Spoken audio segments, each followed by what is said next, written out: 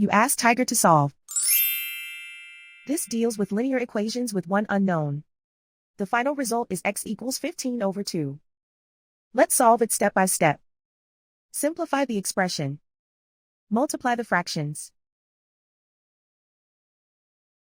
Break up the fraction. Simplify the fraction. Find the greatest common factor of the numerator and denominator. Factor out and cancel the greatest common factor. Group all constants on the right side of the equation.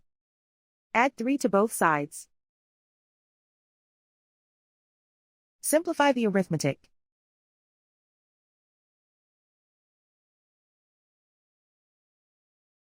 Isolate the x. Divide both sides by 2. Simplify the fraction. And so the final result is x equals 15 over 2.